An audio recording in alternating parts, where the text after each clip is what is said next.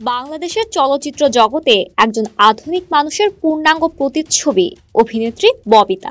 ববিতা নামটি শুনলে বা দেখলেই একজন অসাধারণ সুন্দরী নারীর প্রতিচ্ছবি সামনে চলে আসে, যিনি নিজের মোহনীয় সৌন্দর্য এবং শক্তিশালী অভিনয় দক্ষতা দিয়ে চলচ্চিত্র জগতে আলাদা একটি স্বতন্ত্র জায়গায় নিজেকে অধিষ্ঠিত করেছেন। 1953 সালের 30 জুলাই বাগেরহাট জেলায় জন্ম নেন ববিতা। যদিও নায়িকা ববিতার পুরো নাম ফরিদা আক্তার পপি। তার বাবা নিজামুদ্দিন আতাউর একজন সরকারি কর্মকর্তা ছিলেন এবং মাতা বিজে আরা ছিলেন একজন চিকিৎসক। বাবার চাকরি সূত্রে তারা তখন বাগেরহাটে থাকতেন। তার পৈতৃক বাড়ি যশোরে। 3 বোন ও 3 ভাইয়ের মধ্যে বড় বোন সুচন্দা চলচ্চিত্র অভিনেত্রী, ছোট বোন চম্পা চলচ্চিত্র অভিনেত্রী। প্রয়াত চলচ্চিত্র পরিচালক জহির রায়হান তার ভগ্নিপতি। জনপ্রিয় নায়ক রিয়াজও তার কাজিন।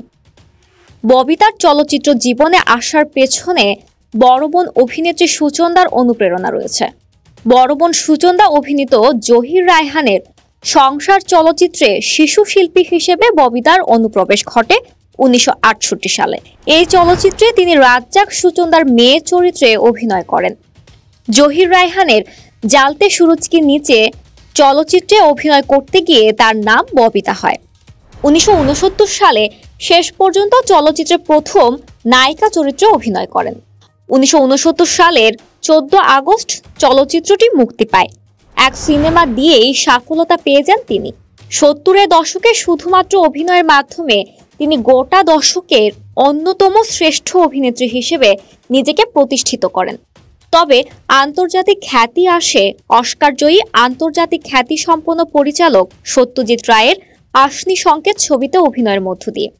অভিনয়ের পাশাপাশি তার অসাধারণ সৌন্দর্য, আধুনিক ফ্যাশনেবল ড্রেস সেন্স তাকে আলাদাভাবে খ্যাতি এবং জনপ্রিয়তা এনে দেয়। তার চুলের স্টাইলের জনপ্রিয়তা এতটাই ছিল যে সে সময় ঢাকার পার্লারগুলোতে ববিতা কাটিংয়ে মেয়েরা চুল কাটাতো। এই বয়সেও তিনি একজন আকর্ষণীয় স্মার্ট নারী। পোশাক পরিচ্ছদে এখনো অনেক রুচিশীল।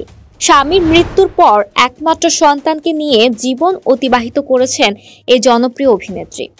তার একমাত্র ছেলে অনেক এখন কানাডায় আছেন, তাই মাঝে মাঝেই ছেলের কাছে কানাডায় ঘুরতে যান তিনি। সেই সময়ের প্রায় সকল জনপ্রিয় এবং শক্তিশালী নায়কদের সাথে কাজ করেছেন তিনি। তবে প্রয়াত নায়ক জাফর ইকবালের সাথে তার জুটি খুবই জনপ্রিয় ছিল। তার অকালে চলে যাওয়া আজও ববিতাকে কাদায় বলে মন্তব্য করেন তিনি। আর নায়করাজ রাজ্জাককে তো তিনি রীতিমতো আইডল মনে করেন। ববিতা 250-এরও বেশি চলচ্চিত্রে অভিনয় করেন।